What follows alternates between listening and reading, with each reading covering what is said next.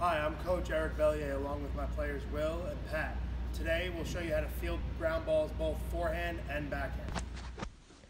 This is the ready position, and the position required to field a ground ball hit to your forehand, which can also be referred to as the glove side of your body.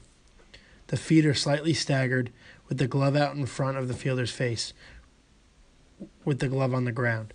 Also, notice the player is on the balls of his feet and not his heels. Having the player on the balls of his feet will make the movement, whether it's forwards, backwards, or side to side, easier compared to standing there flat-footed. Also, having your throwing hand there to trap the ball in your mitt will help prevent errors and will also make the ball transition from glove to throwing motion easier. For my player, Pat, the only critiques I'd have here is for him to keep his glove out in front of him and not his side, and also have his throwing hand closer to the glove. Notice in the photo of Derek Jeter, he is on the balls of his feet with the glove out in front of his face and his helper hand firmly close to the glove, ready to transition into his throwing motion. This drill here is having players partner up similar to their position. For example, if Pat and Will are both corner infielders, they will work together. The part of the drill is to have them roll ground balls to each other. That way, the player fielding the ball can really focus on his footwork as he approaches the baseball. For Pat, my only suggestion here would be to keep his body more under control as he is coming through the ball. Having such a violent movement through the baseball will cause the throw to have more of a chance to be erratic. This is the backhand fielding position. This is the position that helps the player get into the proper location to field the ball hit to your throwing hand side. The feet must be staggered with the player's glove parallel or just in front of the glove side foot.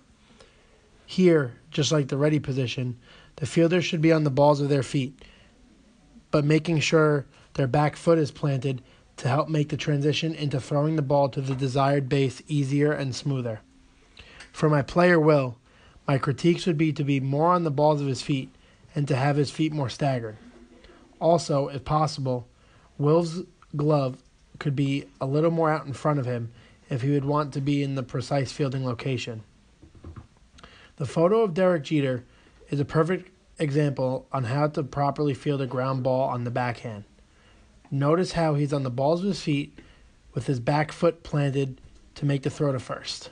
This next drill is very similar to the fielding balls on the forehand drill, but the main difference here is forcing the player to field the ball on the backhand. Focusing on footwork and glove placement is the main goal while participating in this drill. For Will, I would like to see him on the ball of his front foot with his back foot planted, so as he transitions into his throwing motion, he can be capable of making a more efficient throw to the desired base.